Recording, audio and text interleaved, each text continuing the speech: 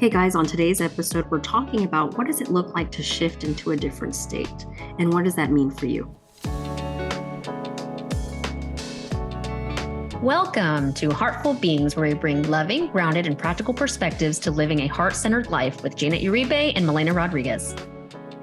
This is the place where we have heart-centered conversations and share our own experiences about all things spiritual while keeping our feet on the ground. Take what resonates and nourish your soul.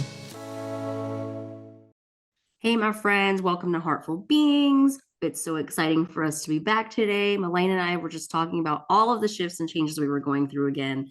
And as you can tell, this podcast isn't just about us really portraying heart concepts to you, or what does it mean to live within the heart, but how do you also function as a human Yeah, for with sure. the heart and navigate all of your polarities and rhythms and patterns that follow you throughout. So Milena and I have had two massive shifts since we last met with you. I was telling her I've noticed that I'm not saying doll face as much. I don't swear nearly as much as I used to. And I really have a calmer state and ease as of late. And you were sharing your changes too, honey. Yeah, I mean, I think it was just last week I was in full-on crisis. And it felt like it kind of came out of nowhere, but it was stuff that I guess I had been building. And then the universe finally supplied me with the space where everything was calm. There wasn't a lot going on, and like the floodgates opened. And so, um, now I'm feeling very similar to what you explained, but the biggest word is different, more settled in what I'm doing. And by doing, I mean mothering right now. I'm like 8 months postpartum at this point.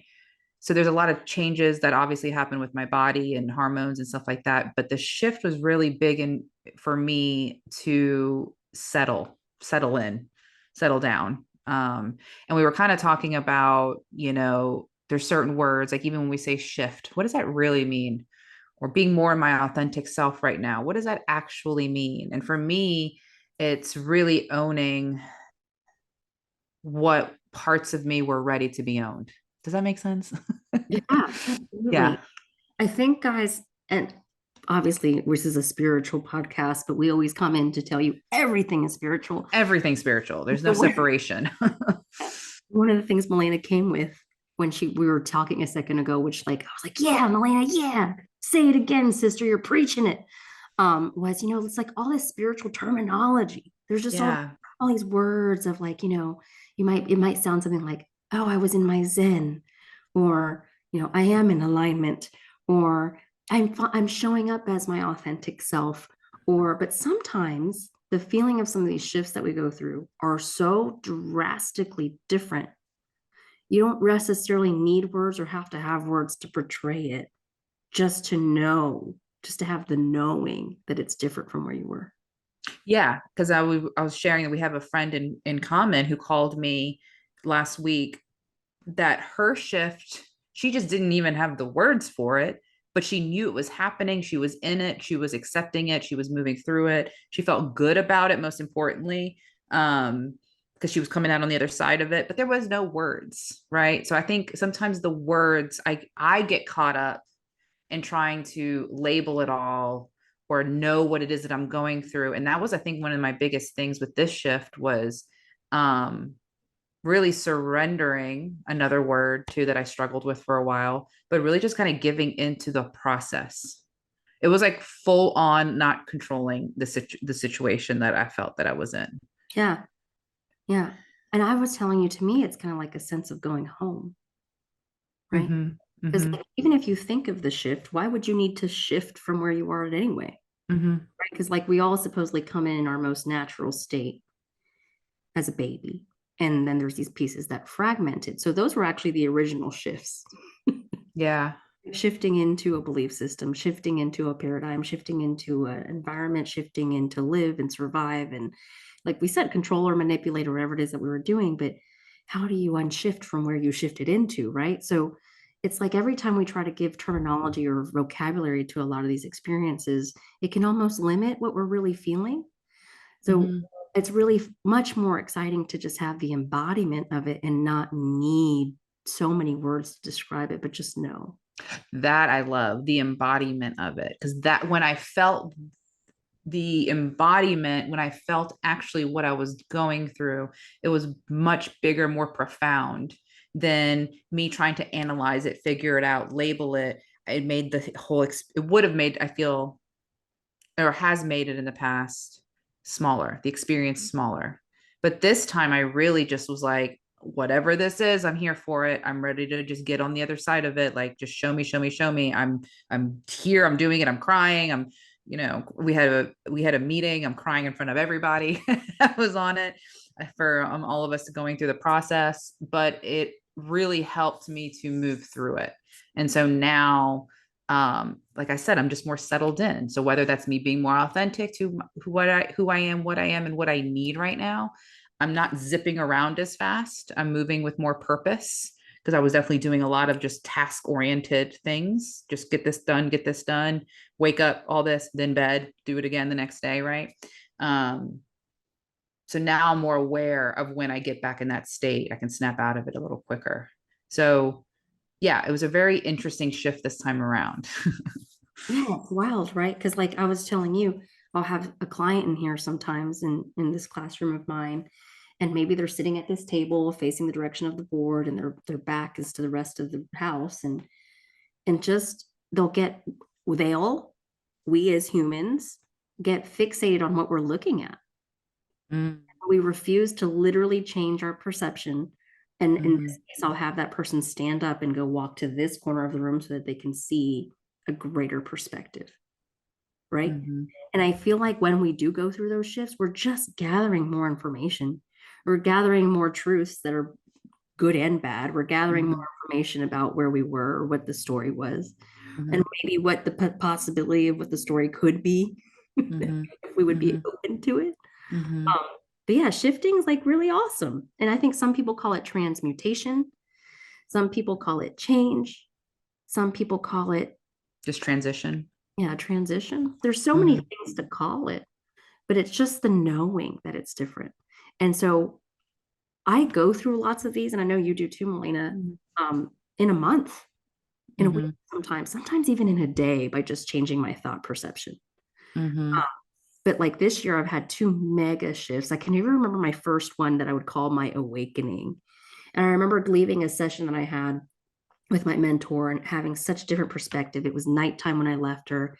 And then the next morning when I woke up, everything was super hyper crisp. mhm, And I could smell everything. And there were birds like attracted to my entire surrounding. And I felt more in love with my spouse. I felt more in love with life. I felt over the moon excited.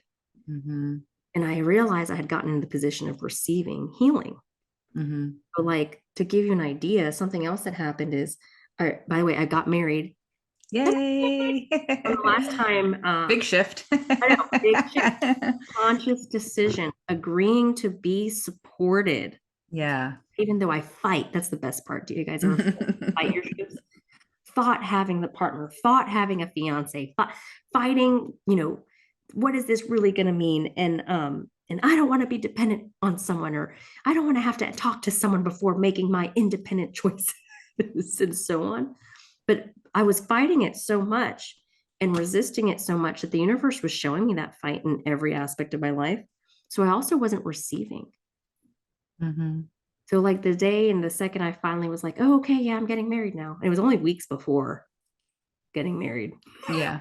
I said Yeah. yes to it without really saying yes. But as I said yes, it was really wild how everything, heaven and earth and everything started shifting because I shifted. And I just kept getting these opportunities, or things became easier, or I had these new clients that were really awesome, and I was receiving support, and I keep receiving support. So that's something else, like just even agreeing to take on a spouse who wants to be supporting to me was a way to say yes to the universe of like, cool, I'll take your support. Yeah. Yeah. I'm glad you brought up that resistance too. I mean, I think we have an episode about resistance, all about resistance, but that was one of my things in last week, was me coming to terms that motherhood was something that I was still resisting, yet it was the thing I wanted the most. So that's a whole nother level when you know you're doing a big shift, I feel, is when there's something that you want so badly that you know you've wanted, you strive for, you have it, and it's still I was still being resistant to what that meant for me. So that was part of me really, really settling in, me really looking at my day and stepping into it with more purpose Yeah. in the things, right? Another thing that you brought up, because that's a major shift, right? We have like the awakening, the marriage, the birth of a child. Those are all human big shifts. But like you said, we shift so much sometimes within the day, within the week, within the month. And when we were first talking, the imagery that came up is if you're standing in a double mirror and you have the infinities of Melenas going out on either end, those are all past versions of myself. But it all comes from the human form standing in the mirror. Like those don't exist unless I'm in the mirror, in the path of the mirror. So it's like, look at all of the shifts that you've made in your life. They all had purpose. They all served you. They all built to who you are now. And then the beauty of it is when you come into these awakenings, we realize how much it's just choice. I could have stayed in a past version of myself and there's no judgment on it. It would have been what it is, right? But because I have the awareness, I have the knowing, I know that sometimes I want more or something better or cleaner, or lighter. That's when I step up and I have to make the choices to do the shifts.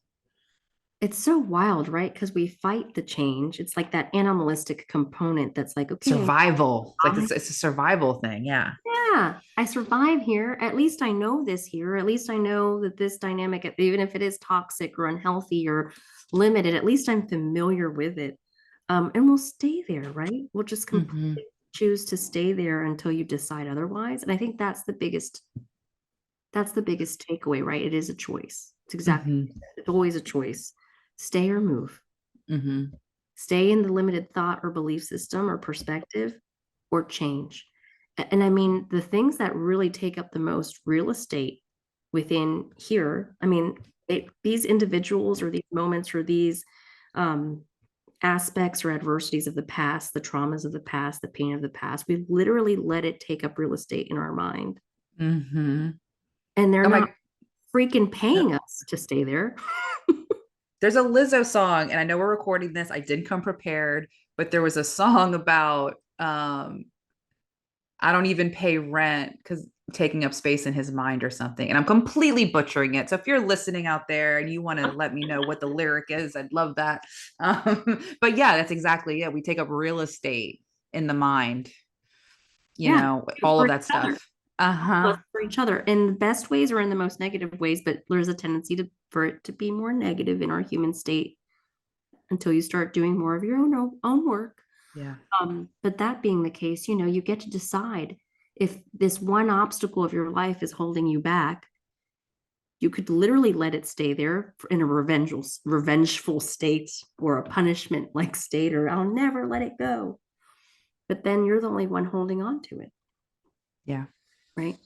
So we do that to ourselves, or even perspectives that I've had of self. Like I used to struggle even more so with low self-worth. And at least low self-worth gave me like an identity of being humble. Right.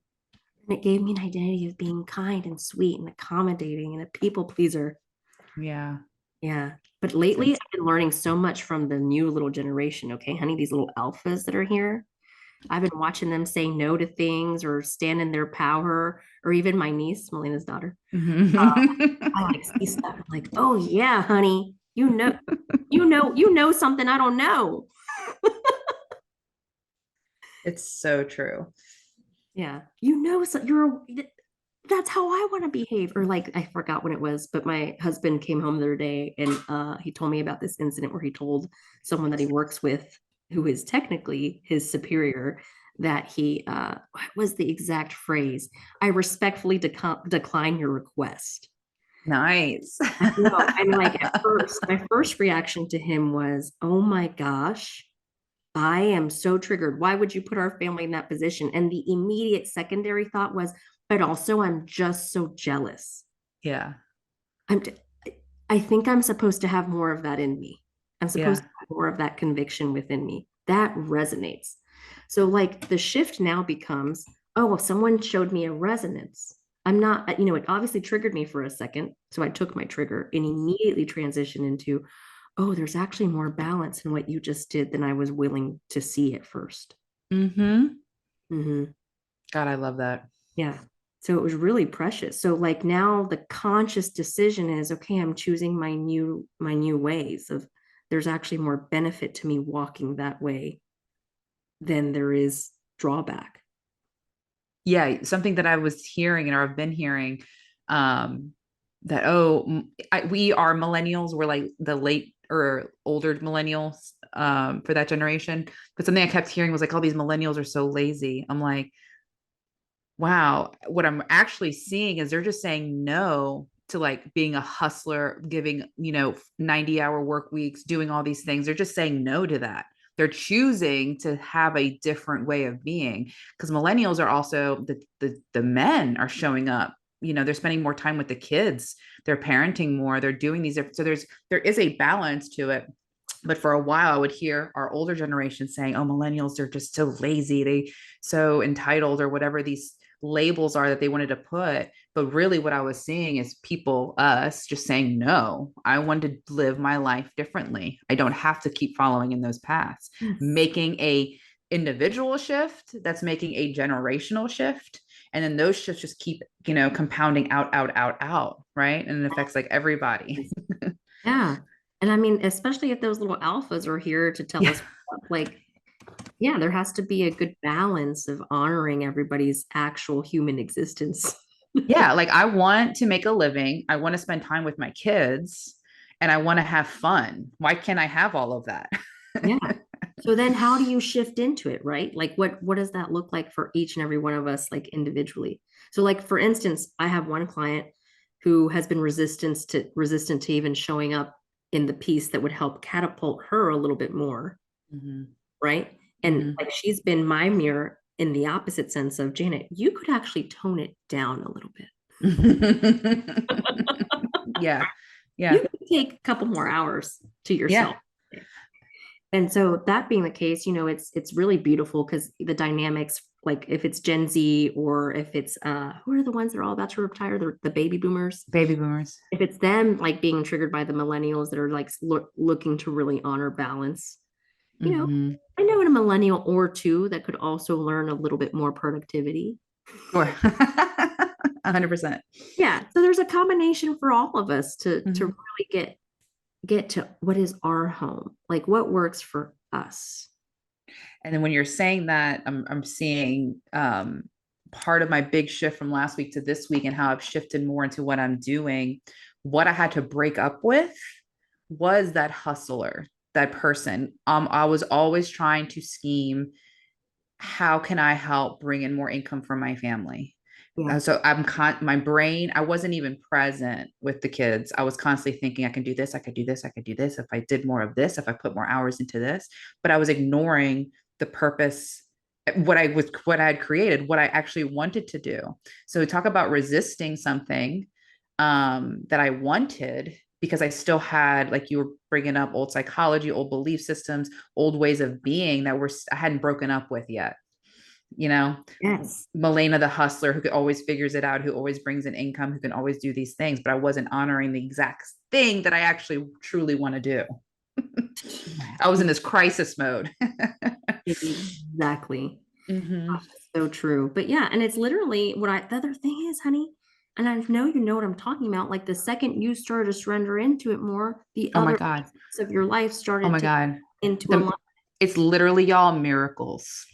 I was preventing the miracles. I was preventing the abundance. I was preventing the thing that I was trying to chase, not honoring the thing that I actually wanted to do. yeah. So, whatever is best for self will always be best for everyone in your family. And I actually lived that in the last 7 to 14 days. Yeah, because you get into like it's a fear component, right? Like Total fear. I was in like panic mode sometimes, guys, like just panic. Like, what are we going to do? What are we going to do? yeah. But super powerful at the end of the day because now you know how to read that energy, right? Yes. So like in our world, guys, like especially since we function as coaches or someone who might be 5 seconds ahead of you, literally sometimes. Um, everything we go through serves purpose because we literally learn it so well, we overcome it that we can then like help another through it as well. Mm-hmm. And you start to feel more confident that you can help yourself through another adverse moment. as well. Mm-hmm. So like Mm-hmm. I work with children for a living. And one of my favorite things that I tell parents is like, they're like, oh, we encourage them. We have wonderful dialogue. We're giving all these words of affirmation and we really believe in him or her or they or whatever. And what I tell them is, but yeah, but at the end of the day, your kid needs evidence. Like that is Mm-hmm. also another aspect of our cerebral function is that we Mm-hmm. actually need evidence that we can prove to ourselves and show ourselves, oh, we've done this before. Mm-hmm. Right. Because even same thing like you, honey, I was in a panic mode. I was in a like, what is Mm-hmm. happening? I usually do so much better financially. What is going on? Where is all the money gone? I have to like do payroll and all of these things, and I'm in a bit of a panic. I've never been this close before. And really, well, it was is I've actually never been placed in that position, at least not in over 20 years where I couldn't meet a bill, right? Mm-hmm. Pay something. I've always had it come through. And then I had to really sit there for a minute and scan and say, actually, universe, I haven't been in that position in over 20 years. Mm-hmm. So I'm going to take that as the evidence that it'll go through again this time. But I Mm-hmm. really had to logically reason it until I could just get into a better feeling with it. Yeah. And Yeah. that's what I think they call the neutral state. When you're not in that fear component, you're not in that panic moment, it helps you kind of move like, wait a second, this is actually the evidence of my life. This is actually what I've done. This is what I'm capable of. This is the evidence. And it Yeah. helps you shift in that moment. Yeah. So profound. Yeah. And, and guess what? It came from my human heart. Like, Mm-hmm. it didn't come from my heart at the time. It came Mm-hmm. from my brain. But I Mm-hmm. had to neutrally start looking at things in a very pragmatic state, an observant state, Mm-hmm. really sit down with it. And then I could feel it in my heart. Mm-hmm. Beforehand, I was just driving myself off of cliffs and Mm-hmm. yeah, making bigger like disasters in my mind than were real. Yeah, Yeah. totally. So I love that these were all like examples of like what the shifts look like. Because sometimes they're so small, but you just as significant, just as powerful. Mhm. Sometimes they're like the big ones, right? That may take a couple of days or weeks, even months, whatever. It just depends on how much we're willing to surrender to. And I'm saying surrender, but really it's just kind of like release the expectation, which was my biggest holdup, I think, for a little bit. Was having those expectations of how it should look like, where it needs to come from, what I need to do, what the other people in my life need to do, and really that was just me having trying to have a sense of control. That's Yeah. also an illusion. Right. So I'm going, and this is like still what happens to me as of last week. Still have done this work. I've been doing the work. We're constantly at it, right? But the shift still happens quicker than it had for me in the past. So that's where I'm going to give myself the gratitude, like that was so cool that I went through that. Yes, Because honey. now I feel how I feel now. Yes. Ah, see? And we don't even have to give it all the feelings. You just know that it feels nice. Yeah, Yeah. it totally feels nice. It feels nice, feels neutral, for me, it feels like ice cream. It feels like floating on a cloud is how I have been feeling the last couple of mornings. And I'm going to ride this as long as I got it. Because who knows when, the next thing happens, but it just feels nice. It feels light. It doesn't feel as like emergent, Oh, yeah.